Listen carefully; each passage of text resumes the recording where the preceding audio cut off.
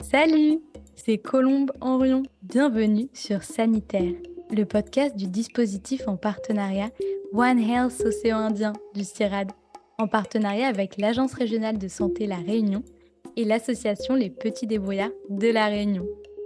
Dans ce podcast, vous en apprendrez plus sur One Health, une seule santé, l'interdépendance entre la santé humaine, animale et environnementale.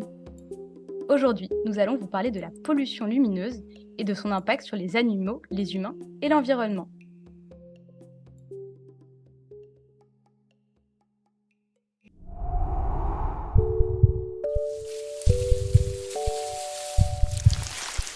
Nous recevons Samuel Chaléa, géographe de l'environnement chargé de recherche au CNRS à Toulouse. Bonjour Samuel. Bonjour. Léo Chevillon, chargé de mission oiseaux marins à la CEOR, Société d'études ornithologiques de la Réunion. Bonjour Léo. Bonjour.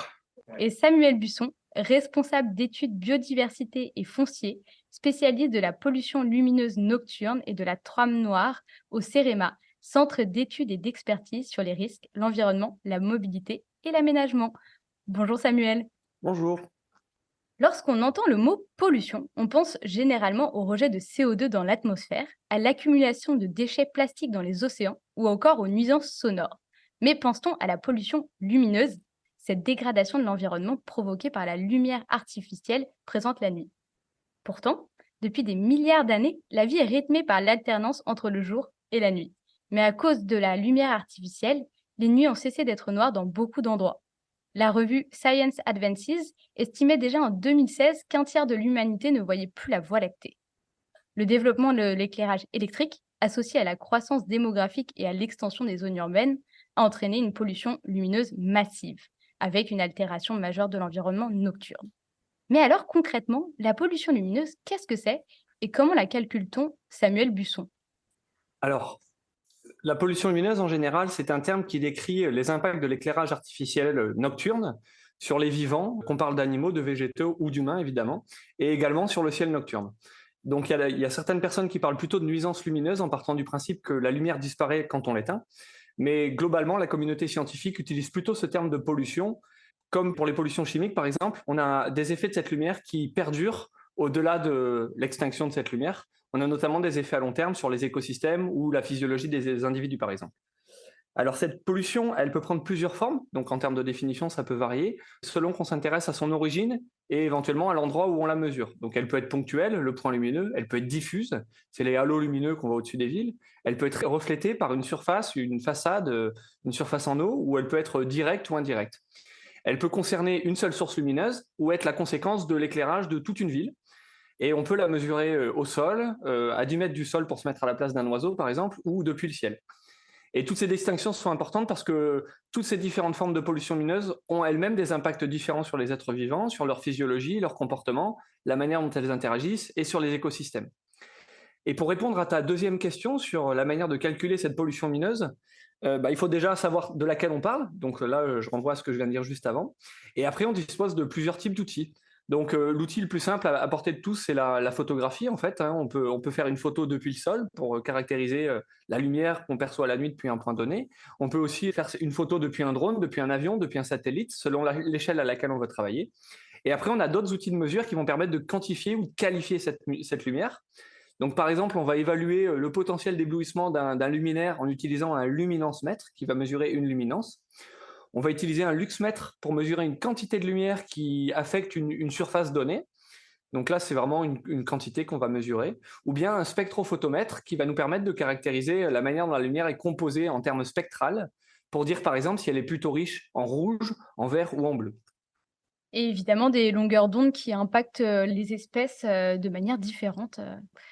Donc, selon l'ANPCEN, l'Association nationale pour la protection du ciel et de l'environnement nocturne, 30% des vertébrés et plus de 60% des invertébrés sont nocturnes exclusivement ou partiellement. Relations proie-prédateur, cycle de vie, reproduction ou encore migration. Samuel Chaléa, pouvez-vous nous parler des effets de la lumière artificielle nocturne sur la faune et la flore? Peut-être pour rebondir sur ce qu'a expliqué Samuel Busson juste avant, il faut peut-être faire une distinction qui, à mon sens, est d'importance sur la question de la mesure et de la quantification de la pollution lumineuse. En fait, on a tendance à confondre la pression et la pollution. On a des pollutions qui sont faites par un point lumineux, un halo, etc. Ça, on différencie des modalités de pression lumineuse. La cartographie de la pollution lumineuse, par exemple, sera différente selon qu'on s'intéresse à la question du ciel étoilé ou selon qu'on s'intéresse à la question de la santé ou à la question écologique. Et à la question écologique, la cartographie de la pollution lumineuse, c'est-à-dire les effets négatifs avérés de l'éclairage artificiel nocturne sur le vivant, seront différents si on les cartographie pour les chiroptères, pour les tortues marines ou pour les oiseaux marins, pour renvoyer au champ de spécialité de Samuel et de Léo. Pardon, juste les chiroptères qui sont donc les chauves-souris. Voilà. Ouais. Donc ça, c'est à mon sens une distinction très importante parce que ça fait des années qu'on modélise, qu'on image, qu'on quantifie, non pas forcément la pollution lumineuse, mais la pression lumineuse. Alors, la pollution lumineuse en elle-même, quels sont ses effets? On va plutôt avoir des tendances à regarder les effets sur les changements de comportement, sur les fonctions paysagères, la façon dont les animaux utilisent le paysage. J'ai pour habitude de distinguer un petit peu trois grands types d'effets, en fait, trois grands besoins d'obscurité. Parce qu'en regard, quand on met en exergue les effets négatifs de la lumière artificielle nocturne, ce qu'on fait émerger en regard, c'est les besoins d'obscurité pour le vivant. C'est cette obscurité qui est à préserver. Alors, trois grands types d'effets négatifs de l'éclairage artificiel nocturne, donc trois grands types de besoins d'obscurité. Un besoin d'ordre culturel et social. Donc, effectivement, Samuel l'a rappelé, la question de la pollution lumineuse, elle émerge avant tout au regard de la dégradation du ciel nocturne. Donc ça, c'est finalement un besoin d'obscurité relativement anthropocentré. C'est un besoin d'obscurité qui intéresse l'humain pour sa capacité à regarder le ciel étoilé, à s'y intéresser en tant qu'objet scientifique, par exemple, pour les astronomes, les astrophysiciens, etc. Des besoins d'obscurité d'ordre écologique, alors là, il y a un pléthore. On peut regarder ce que modifie la lumière artificielle nocturne du point de vue des écosystèmes et du point de vue des individus, des espèces, etc. On va avoir des modifications d'ordre comportemental, on l'a dit tout à l'heure, les comportements par exemple de déplacement. On a tous allumé une lumière en extérieur ou une lampe frontale en extérieur au mois de juin, au mois de juillet pour ce qui est de l'hémisphère nord, et puis vu tous ces insectes arriver et venir tournoyer autour de la lumière artificielle. Donc là, on a une modification du comportement de déplacement des individus liés à la lumière artificielle, lié à son pouvoir d'attraction sur les individus de certaines espèces. On va avoir d'autres espèces où les individus vont plutôt fuir la lumière artificielle, des espèces plutôt lucifuges qui vont fuir la lumière artificielle. Donc, modification des comportements de déplacement. Modification des comportements de communication. Exemple bien connu actuellement, désormais, des oiseaux en milieu urbain, notamment les songbirds, les passereaux en milieu urbain, qui vont se mettre à chanter plus tôt dans la nuit parce qu'ils vont avoir tendance à croire que le jour se lève un petit peu plus tôt, donc ils vont chanter plus tôt dans la journée, en fin de nuit. Ils vont avoir tendance aussi, en interaction avec la pollution sonore, à chanter plus fort, à chanter parfois plus aigu pour se décaler, pour trouver des niches fréquentielles, des niches dans l'espace sonore. Donc tout ça va faire qu'ils vont s'égosiller, ils vont se fatiguer, et on sait que ces chants servent notamment à la communication entre individus, à la rencontre entre mâles et femelles, et donc s'ils s'égosillent, s'ils chantent plus longtemps, parce qu'ils pensent que le jour dure plus longtemps ou démarre plus tôt en fin de nuit, eh bien la qualité du chant s'en trouve altérée, et ce qu'on appelle le succès reproducteur de l'espèce va s'en trouver diminué, par exemple. Donc voilà, modification des comportements de communication, modification des comportements de prédation, de chasse. Alors, dans les temporalités, dans les spatialités de ces comportements de prédation, on va, par exemple, ça c'est l'exemple bien connu des chiroptères, des chauves-souris, où certaines chauves-souris vont être capables finalement de s'adapter à l'éclairage artificiel parce qu'elles ont un vol particulièrement rapide, plutôt bas, qui va leur permettre de venir tournoyer autour des lumières artificielles, là où se sont concentrés les insectes dont on parlait tout à l'heure, et pouvoir surprédater finalement la ressource qui s'est agglomérée, qui s'est concentrée sous la lumière artificielle, quand d'autres espèces de chauves-souris, plutôt à vol lent, ne vont pas être capables de cette même adaptation et vont être défavorisés dans leur utilisation du paysage par rapport à la ressource alimentaire. Donc on voit que voilà, de la cellule jusqu'à l'écosystème entier, ce qui est important à retenir, c'est que l'ensemble du vivant est impacté par cette lumière artificielle.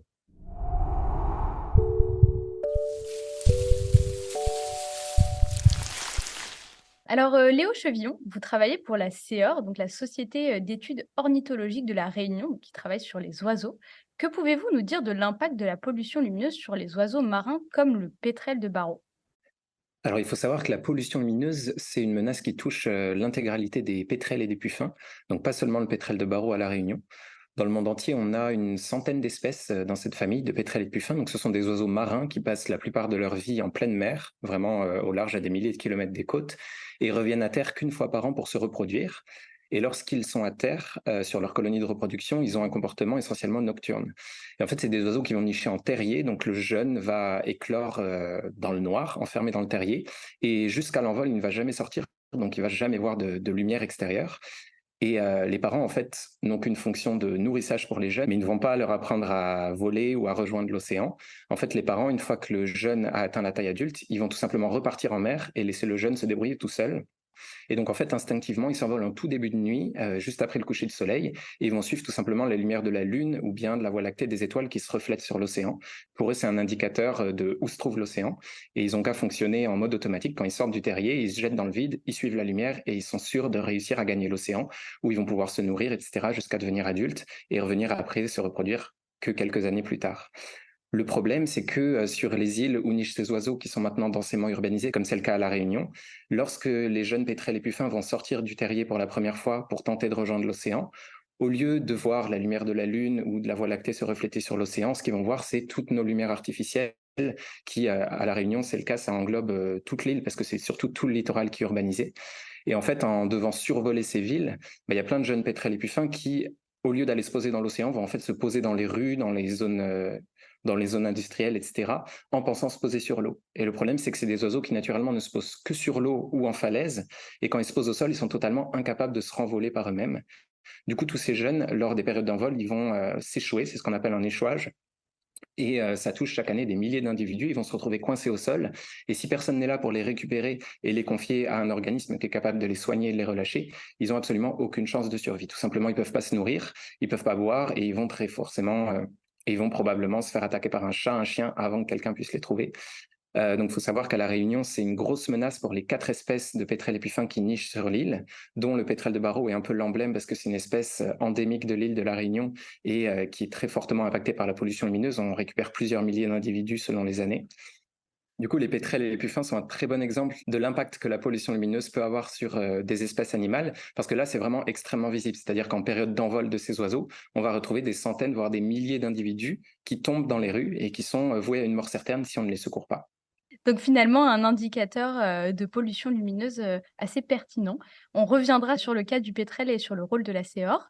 En attendant, j'aimerais qu'on s'intéresse à l'impact que cette pollution ou pression lumineuse a sur les êtres humains. Vous avez commencé à l'aborder tout à l'heure, Samuel Chaléa. Est-ce que vous pouvez nous en dire un peu plus? On est des mammifères comme les autres sur beaucoup de points, notamment sur les questions physiologiques. Ce qui est intéressant, c'est que les sciences de la santé se sont intéressées assez tardivement à la question de l'éclairage artificiel nocturne, la chronobiologie, hein, cette médecine des rythmes biologiques du point de vue des humains et une discipline assez récente. Du coup, est en très très fort développement et il y a du coup énormément d'études sur les effets négatifs de l'éclairage artificiel nocturne sur la santé humaine. Alors, ces effets, ils sont de 2 grands ordres. Il y a des effets qui vont toucher à la question des rythmes biologiques. Et puis, il y a des effets qu'on va appeler phototoxiques, on en parlera par la suite, qui, eux, vont être des effets directs de l'énergie lumineuse sur la vision, par exemple, hein, sur la rétine, sur le risque de survenue de la dégénérescence maculaire liée à l'âge. Commençons par la question des rythmes biologiques. Comme chez les autres mammifères, et dans l'ensemble du règne du vivant même, l'humain a coévolué avec l'alternance naturelle lumière-obscurité. Je ne dis pas jour-nuit, parce que peut-être qu'on en parlera dans la suite du podcast, la question de la nuit renvoie à une dimension sociale, hein. Il peut y avoir nuit sans qu'il y ait forcément obscurité, notamment dans les pays nordiques, mais ça c'est un petit écart. Donc c'est vraiment la question de l'alternance naturelle entre la lumière et l'obscurité qui est au cœur de la régulation de nos rythmes qu'on va appeler circadiens, et notamment de la sécrétion de la mélatonine, une hormone un petit peu particulière qu'on ne sécrète que la nuit. Alors, qu'on a tendance à appeler souvent l'hormone du sommeil, comme si le fait qu'on la sécrète fait que, pouf, on s'endort directement. C'est pas le cas. disons que la bonne sécrétion de la mélatonine, qui ne se fait que de nuit, qu'à partir du moment où on est suffisamment dans l'obscurité, ouvre les portes du sommeil, c'est-à-dire qu'elle installe les conditions pour un bon endormissement.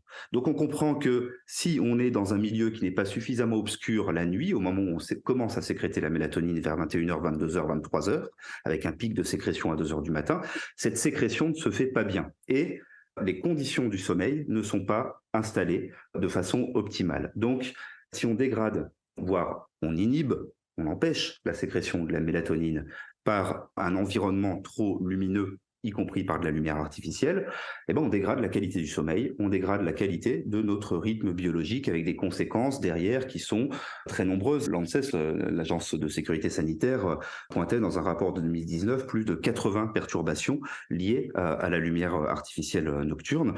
Ça va d'un risque accru d'obésité, ça a des conséquences sur le stress, ça a des conséquences sur les capacités en termes d'apprentissage, en termes de mémorisation. Voilà, la question du stress, la question de l'obésité, tout ça est lié à la qualité du sommeil qui va être dégradée. Voilà, donc on a toute une variété d'effets qui sont aujourd'hui bien documentés. On a des effets qui émergent plus spécifiquement, j'en ai parlé tout à l'heure, les fameux effets phototoxiques. On les étudie depuis plus récemment, et notamment on les étudie en lien avec la lumière émise par les diodes électroluminescentes. Et ces diodes électroluminescentes, les luminaires LED, font une percée actuellement en éclairage public. On les connaît déjà très bien en éclairage domestique. Ils font une percée phénoménale en éclairage public. Ils ont été beaucoup étudiés sur la question de la part de lumière bleue. Et cette lumière bleue, c'est une lumière dont les longueurs d'onde sont très énergétiques et qui, du coup, a des effets directement phototoxiques et vont dégrader notamment la rétine chez les enfants ou Oui, vont et accélérer la ça, survenue de... on en reviendra à cette question un peu plus tard, mais en effet, c'est un enjeu de taille ces derniers temps, aussi bien sur l'être humain que sur la faune.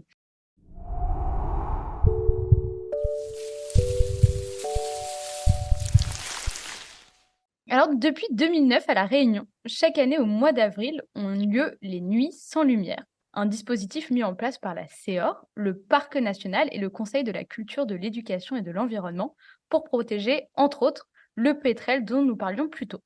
L'objectif est de réduire l'éclairage public et commercial. Léo Chevillon, pouvez-vous nous parler des Nuits sans lumière et de leur impact sur la faune locale? Alors oui, pour revenir un peu aux origines des nuits sans lumière, en fait, le mois d'avril, c'est la période à La Réunion où l'impact de la pollution lumineuse est le plus dramatique, parce que le mois d'avril, c'est le moment où tous les jeunes pétrels de barreau prennent leur envol en même temps. Et du coup, c'est la période où on retrouve le plus de ces oiseaux échoués et où la réduction de la pollution lumineuse est la plus importante. Donc on a commencé ce travail en 2009. Alors de base, c'était simplement quelques heures, une nuit ou quelques nuits. Et d'année en année, ça a pris beaucoup plus d'ampleur. Et maintenant, on est presque sur 1 mois d'extinction qui sont demandés auprès des collectivités publiques ou bien des entreprises, des privés. Et en fait, l'idée, c'est pendant ce mois d'avril de réduire le plus possible tous les éclairages artificiels extérieurs afin de permettre, entre autres, aux jeunes pétrels de barreau de pouvoir rejoindre l'océan en s'échouant le moins possible. Alors évidemment, ce n'est pas miraculeux parce que malheureusement, l'île n'est pas totalement plongée dans le noir à cette période. C'est seulement certaines zones, certaines communes qui font cet effort de réduction. Mais nous, à la CEOR, c'est extrêmement important pour nous parce que le mois d'avril, c'est un moment extrêmement sensible pour notre réseau de sauvetage des oiseaux, du coup, parce qu'on va avoir d'un seul coup énormément d'oiseaux à prendre en charge, à soigner, à relâcher. Et pour nous, c'est impossible au bout d'un certain moment, quand on a plus de 150 échouages chaque nuit, de pouvoir gérer tout ça. Donc ces réductions, même si elles ne sont pas totales de la pollution lumineuse sur l'île, c'est toujours un très bon point pour nous parce que ça va réduire le nombre d'oiseaux qui s'échouent. Et donc ça va nous laisser un peu d'oxygène pour pouvoir encore mieux s'occuper de tous les oiseaux qui sont malheureusement échoués malgré les extinctions et qu'on peut prendre en charge un peu plus tranquillement que si on est submergé par des milliers d'oiseaux pendant ce mois d'avril. Et pour donner une idée de l'importance de l'impact de la pollution lumineuse sur les pétrels et puffins à La Réunion, donc nous, à la CEOR, depuis le 1er janvier 1996, on note dans une base de données tous les pétrels et puffins qu'on récupère échoués à cause de la pollution lumineuse. Et le dernier bilan qu'on a fait, c'était en mai 2023, le 11 mai 2023. Et on était donc depuis 1996 à 44 131 pétrels et puffins qui ont été trouvés échoués à cause de la pollution lumineuse à La Réunion. Et sachant que tous ces oiseaux, c'est des oiseaux que des gens ont trouvé échoués et qui nous ont ramenés à la CEOR. Et potentiellement, il y en a peut-être beaucoup plus, peut-être le double, peut-être le triple, qui se sont réellement échoués et qu'on n'a jamais retrouvés. Merci beaucoup Léo. Et à ce sujet, j'aimerais vous faire écouter le micro-trottoir enregistré par notre partenaire, les Petits Débrouillards de La Réunion. Ils ont demandé aux passants justement ce que eux pensaient de l'initiative Les Nuits sans lumière. Voici leur avis. Alors je pense que c'est très bien un côté parce que c'est bien aussi pour les animaux. Par exemple pour le pétrel, il peut migrer comme il le sent et il se crache pas. Et un autre côté, je suis pas d'accord parce que si on n'a pas beaucoup de lumière, et ben on peut pas voir où on va et aussi on peut se faire agresser, par exemple se voler le sac à main. Alors, mon avis, moi, sur les nuits sans lumière, c'est une très bonne initiative. Mais je pense qu'en fait, c'est peut-être pas, il faut pas le faire à tous les endroits et dans toutes les rues. Parce que ça crée de l'insécurité. Parce qu'on se retrouve à certains endroits complètement dans l'obscurité, surtout des endroits qui sont fréquentés. Et par contre, je suis complètement favorable au fait d'adapter les lumières en fait, pour que ce soit plus bas et que en fait, une lumière, ça éclaire vraiment juste la rue et pas tout ce qui est autour, les bâtiments. C'est pas utile, on a juste besoin d'avoir de la lumière là où on marche. Moi, je suis pas pour les nuits sans lumière parce que y a des gens, par exemple, sur le tas, il y a des voitures qui passent.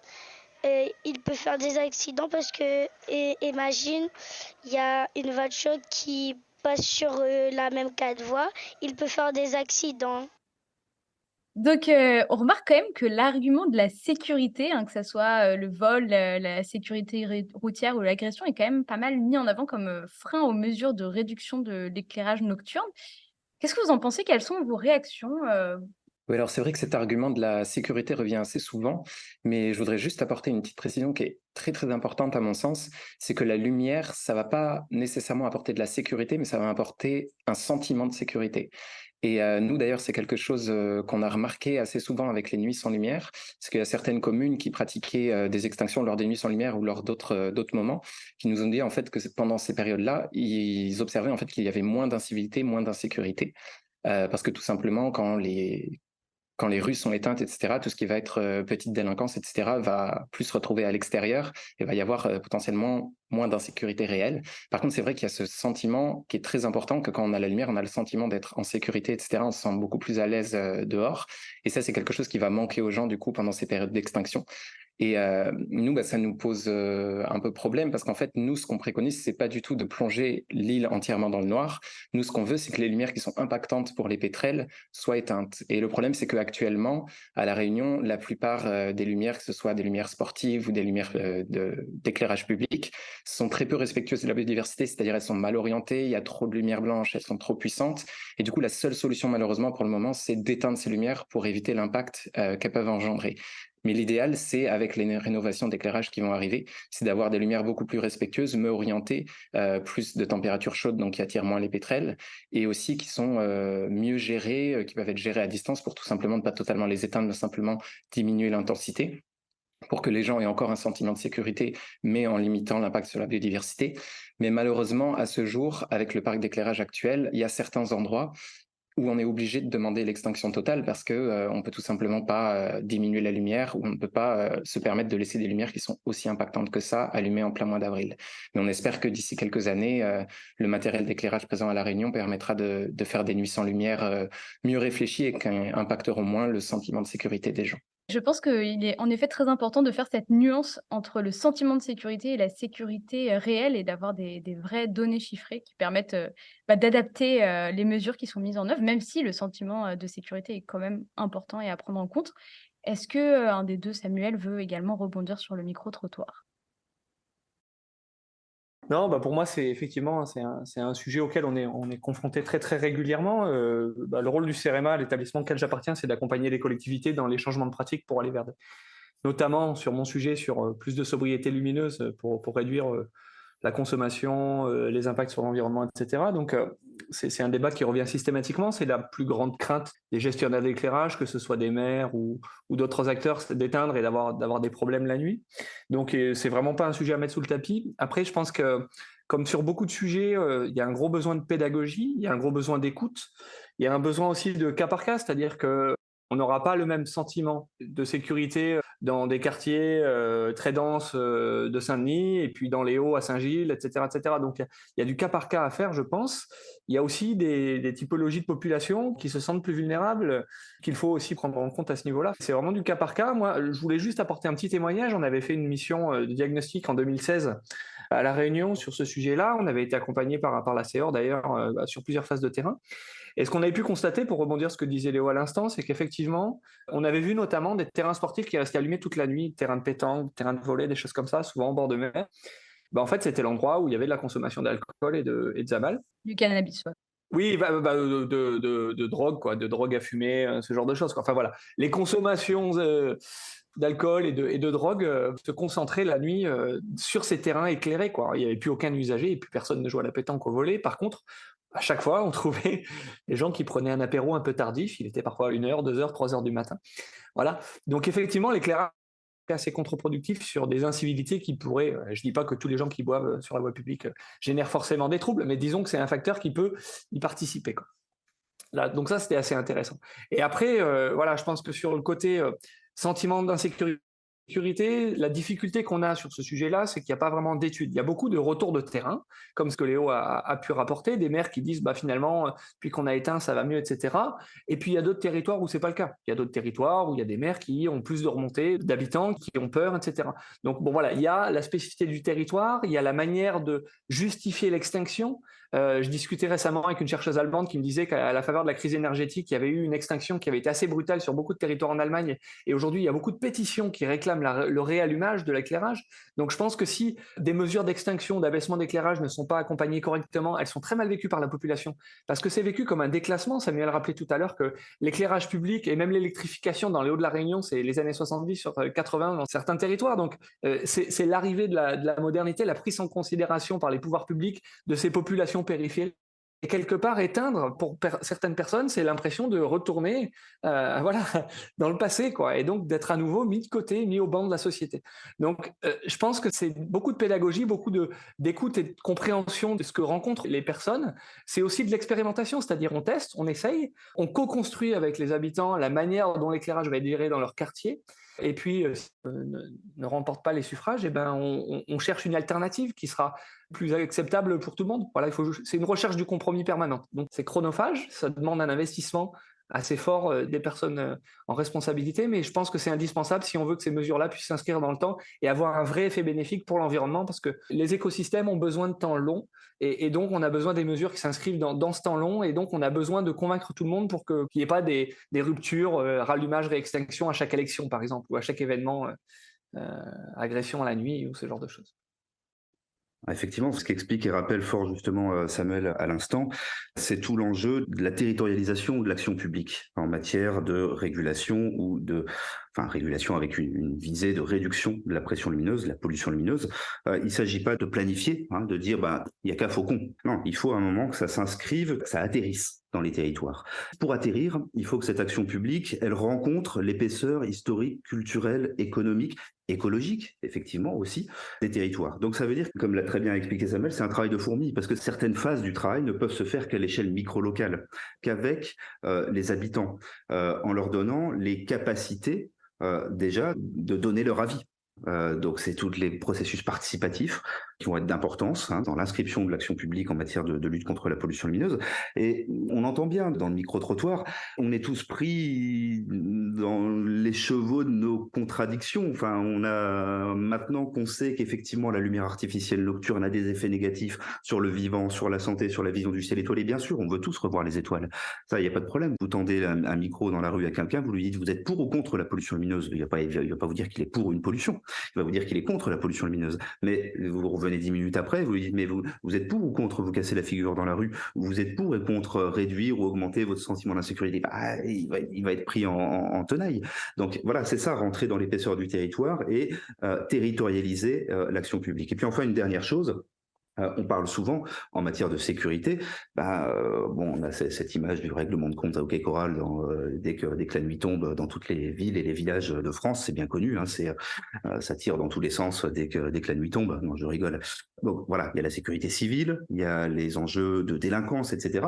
Mais il faut peut-être maintenant, en matière de lumière artificielle, faire un shift, déplacer légèrement ou revoir ce qu'est la sécurité et introduire dans la question de la sécurité, dans le débat de la lumière artificielle, la question de la sécurité environnementale, la question de la sécurité écologique et de la sécurité sanitaire. Voilà. Et là, la lumière artificielle va dégrader la question de la santé environnementale, la question de la qualité du cadre de vie, pour faire le lien avec le One Health. Voilà. Ça nécessite de revoir les termes du débat et c'est bien ce que montrent les réactions au micro-trottoir. Et puis, dernier point sur les études, effectivement, il y a un manque.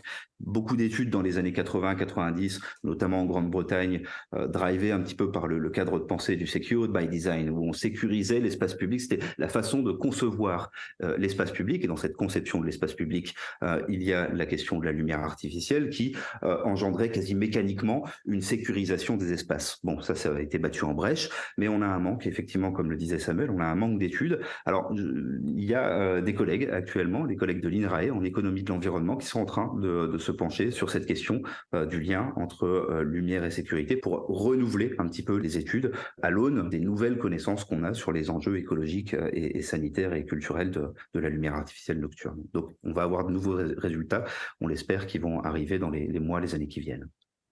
Si je peux rebondir là-dessus, je pense qu'en plus, on est accueilli par un podcast qui est produit à La Réunion et je pense qu'il faut, là encore, territorialiser pas mal. Il y a quand même des spécificités de La Réunion pour les auditeurs de métropole, il faut y être allé pour s'en rendre compte, mais le soleil qui se couche tôt, toute l'année, une population très jeune, très dynamique, très sportive, et donc on a, une utilisation de l'espace public aux premières heures de la nuit qui est complètement différente de celle qu'on peut avoir en métropole en été, par exemple.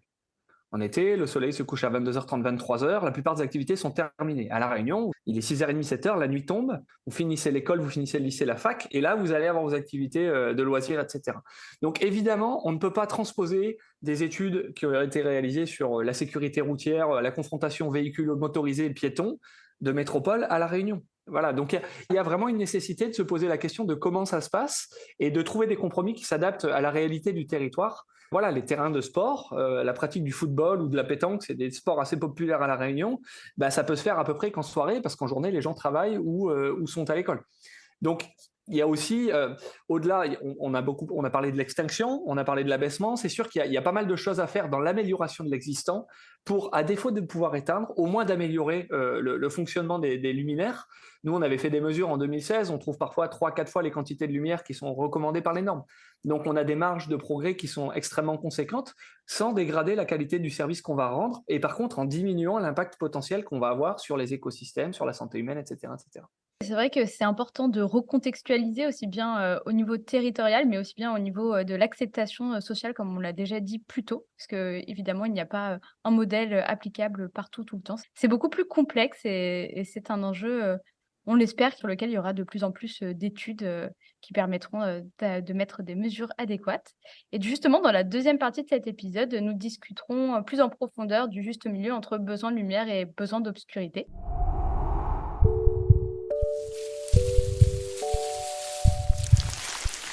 Samuel Busson, de manière plus générale, quelles sont les autres mesures d'éclairage pouvant s'avérer favorables à la biodiversité? On en a déjà un peu mentionné certaines. Donc, pour agir sur la pollution lumineuse, on dispose de plusieurs leviers. Donc déjà, c'est en termes de périmètre, il faut considérer tout l'éclairage artificiel nocturne et pas se limiter à l'éclairage public, ce qu'on a malheureusement tendance à faire parfois. Il n'y a pas que les mairies qui gèrent de l'éclairage, il y a de l'éclairage qui est de plein d'origines, privé, commercial, industriel, etc. Et donc, c'est vraiment une approche globale qu'il faut essayer d'avoir, y compris l'éclairage des particuliers. On a tous une petite part de responsabilité là-dedans aussi, et on peut agir, y compris dans notre jardin ou sur notre façade. Après, il ne faut pas se limiter à ce qui se passe dans les villes, parce qu'en fait, des points lumineux qui vont se trouver hors des villes peuvent avoir un impact extrêmement fort sur le fonctionnement des écosystèmes, sur les espèces. Les pétrels, par exemple, quand ils décollent du Grand Bénard ou bien du Piton des Neiges, ils peuvent rencontrer des points lumineux isolés qui les attirent bien avant le littoral. Et il y a quelques cas, il me semble, d'échouage, des silaos, même assez massifs par moment. Et on n'est pas forcément dans des milieux urbains denses. Donc voilà, donc il n'y a pas que la ville qui peut poser souci en termes de pollution lumineuse. Et on pense aussi à la plage, à La Réunion. L'éclairage des plages peut avoir des incidences assez fortes sur les tortues, la possibilité qu'elles ont de pondre sur les plages et les jeunes de rejoindre la mer. Et là, ça peut être aussi des points lumineux extrêmement isolés, quoi. Donc, La première des questions à se poser, c'est celle de l'opportunité même d'éclairer, de maintenir un éclairage en place ou d'en mettre à nouveau à un endroit donné, quoi.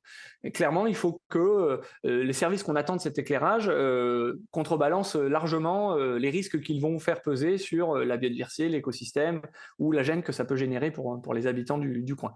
Donc c'est la première question à se poser et qu'on ne s'est pas posée pendant très longtemps parce que c'était moderne, parce que l'électricité coûtait pas cher, etc. Maintenant, on n'a plus trop le choix, il faut se poser cette question. Et après, on va pouvoir travailler sur le point lumineux lui-même. Donc, on va pouvoir travailler sur la quantité de lumière, le flux lumineux, qui est très souvent surdimensionné. Donc, comme je le disais un peu plus tôt, lors de cette mission à La Réunion, on avait fait des mesures et on avait parfois 3 à 5 fois la quantité de lumière qui était recommandée par les normes. Et aujourd'hui, on considère que ces normes peuvent être revues à la baisse. On peut faire mieux avec moins de lumière. Donc, on a une marge importante. Donc là, je fais juste un petit aparté, mais c'est important aussi de se mettre ça en face de l'enjeu énergétique à La Réunion et les émissions de carbone qui sont liées à la production d'électricité à La Réunion. À La Réunion, contrairement à la métropole, il n'y a pas de centrale nucléaire. Donc l'électricité, c'est 70% de pétrole et de charbon. Donc quand on éclaire 3 à 5 fois trop, ça veut dire qu'on brûle 3 à 5 fois trop de pétrole pour éclairer la nuit. Voilà, donc là, ça pose des questions qui vont bien au-delà de celles qu'on a l'habitude de se poser même en métropole. Donc c'est quand même intéressant de le rappeler. Au-delà de ça, il faut aussi se mettre en tête que l'œil humain, c'est une machine qui est assez incroyable en termes de capacité d'adaptation et elle s'adapte très bien à des environnements lumineux très très variables. Donc en fait, on peut descendre assez bas en éclairage urbain tout en conservant une très bonne qualité de service. C'est-à-dire qu'on y voit très bien avec d'assez faibles niveaux. Il y a des seuils en dessous desquels il ne faut pas descendre, mais on peut descendre très très bas à partir du moment où l'éclairage est assez uniforme, c'est-à-dire qu'on ne va pas avoir des points lumineux très très brillants alors qu'on fait un effort pour réduire l'éclairage routier, par exemple. On a des marges de réduction qui sont extrêmement importantes sur ces flux lumineux. Après, on va pouvoir travailler sur la manière dont la lumière elle est diffusée dans l'espace. Donc ça, c'est un point qui est extrêmement important, notamment quand on s'intéresse au pétrole. C'est la visibilité de la source qui va rendre cette source attractive. C'est aussi le cas pour pas mal d'insectes, pour pas mal d'oiseaux, etc. Donc, l'idéal, c'est de n'éclairer que la zone utile, par exemple la route et le trottoir pour de l'éclairage routier. Ça paraît logique, mais c'est pas ce qui se fait, ou c'est très rare que c'est ça qui se fait. Donc toute lumière qui va déborder, qui va éclairer des façades sur 1 voire 2 étages, qui va éclairer un champ, une ravine, une lisière de forêt, c'est de la lumière perdue. C'est du pétrole qui est brûlé pour rien, et c'est de la lumière qui va générer des impacts sur les écosystèmes, qui va dégrader le sommeil des habitants, etc. La visibilité du point lumineux, c'est aussi évidemment un point à prendre en compte parce que c'est cette visibilité qui est responsable en grande partie de l'attraction ou de la répulsion que ce point lumineux va exercer sur certaines espèces. Donc les insectes, les chauves-souris, les oiseaux. Donc on va essayer d'encastrer les sources, les masquer pour les rendre non visibles. Après, on va travailler sur la composition spectrale de la lumière qui se traduit notamment par sa couleur, qui peut être plutôt chaude, plutôt orangée ou plutôt froide, blanc, bleuté. Il y a un certain consensus scientifique aujourd'hui qui plaide pour réduire la quantité de lumière bleue dans l'éclairage. Samuel l'a évoqué tout à l'heure, parce que cette lumière bleue, c'est celle qui a le plus d'incidence, notamment sur la production de mélatonine. Et c'est aussi la lumière qui est la plus impactante, a priori, sur les insectes et sur les animaux qui, de manière générale, sécrètent de la mélatonine. Il n'y a pas que les humains, il y a énormément d'espèces animales, enfin vivantes de manière générale, qui produisent des mélatonines ou des hormones équivalentes qui sont dépendantes de la lumière, et notamment de la lumière bleue. Donc, limiter la quantité de lumière bleue. Et par ailleurs, plus le spectre lumineux va être large, plus il se rapproche du spectre du Soleil. Grâce au Soleil, on peut percevoir toutes les couleurs. On perçoit toutes les couleurs parce qu'il émet dans tous les spectres du visible, de l'ultraviolet jusqu'à l'infrarouge. En fait, voilà, les fabricants ont eu tendance à produire des lampes qui imitent le Soleil. Ils les appellent sun-like, pour que la nuit, on se sente comme en plein jour. Donc c'est une ambition de confort, de rassurer les gens et de donner, c'est le développement technologique qui permet ça, mais on comprend tout de suite quand on dit faire le jour, la nuit, que d'un point de vue écologique, d'un point de vue santé, on fait le contraire de ce dont on a besoin. On a besoin d'une nuit, on a besoin d'obscurité. Et donc, on va plutôt, pour préserver notamment les écosystèmes et la biodiversité, essayer d'avoir les spectres lumineux les plus étroits possibles pour impacter le moins d'espèces possible. Et enfin, bien sûr, on va pouvoir travailler sur la temporalité de l'éclairage. Ça a déjà été largement évoqué. N'éclairer que quand c'est utile et nécessaire. Ça permet de faire des grosses économies. On peut éteindre ou bien on peut réduire le flux lumineux en cours de nuit avec peut-être plusieurs paliers. Et tout ça, c'est aujourd'hui accessible grâce aux évolutions technologiques. Donc pour résumer, pour agir sur la pollution lumineuse, on a plusieurs paramètres. Est-ce qu'on éclaire ou pas? Et si on éclaire, est-ce qu'on éclaire avec la quantité juste? Est-ce qu'on éclaire dans la bonne direction? Et est-ce qu'on éclaire avec la bonne qualité de lumière? C'est 4 paramètres sur lesquels on va pouvoir jouer pour réduire justement la pression de la lumière sur l'environnement. Vous avez pointé un nouvel aspect assez intéressant en prenant l'exemple de la Réunion et des usines à charbon. Et en effet, on ne pense pas forcément à l'impact que ça a sur l'environnement avec le rejet de CO2, mais c'est aussi le cas. Une étude qui avait été faite aux États-Unis, par exemple, montrait que l'éclairage extérieur inutile ou mal conçu pouvait représenter environ 130 milliards de kilowattheures d'électricité gaspillée chaque année, ce qui équivaut à environ 30 millions de tonnes de CO2 émises dans l'atmosphère, selon l'association Dark Sky. Donc c'est pas neutre, donc ça jouerait aussi à ce niveau-là. Et j'aimerais également rajouter qu'on a beaucoup parlé de l'impact de cette pollution lumineuse sur la faune, mais un peu moins sur la flore. Mais évidemment, en impactant les pollinisateurs, on impacte directement la flore. Et les lumières peuvent aussi impacter d'autres phénomènes comme la floraison. Donc c'est vraiment à échelle large sur tous les êtres vivants. Donc voilà, donc merci. On aura compris dans cette première partie que réduire la pollution lumineuse peut avoir un rôle bénéfique sur l'environnement, l'économie, la biodiversité et les êtres humains. Les mesures de réduction de l'usage de la lumière artificielle nocturne concernent tous les acteurs de la société et fait face à de nombreux enjeux complexes, comme vous l'aurez compris, que nous aborderons dans une seconde partie d'épisode.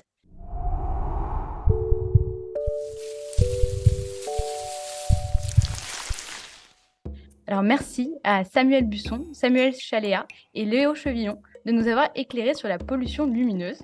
On vous retrouve le 15 septembre dans une seconde partie d'épisode où nous verrons ensemble les dispositifs mis en place par les différentes parties prenantes pour faire face aux enjeux de pollution lumineuse.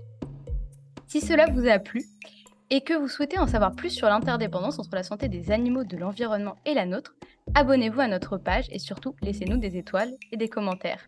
Vous pouvez aussi nous retrouver sur Instagram, Facebook et LinkedIn. Vous venez d'écouter Sanitaire, un podcast produit par le dispositif en partenariat One Health Océan Indien du CIRAD, en partenariat avec l'Agence régionale de santé La Réunion et l'association Les Petits Débrouillards de La Réunion. Cet épisode a été écrit, réalisé, enregistré et monté par moi-même, Colombe Henrion. Alison Abriet s'est occupée du micro-trottoir, Audrey Chaunette de l'animation sonore et Léa Chanron de l'infographie. À très vite, bonne écoute.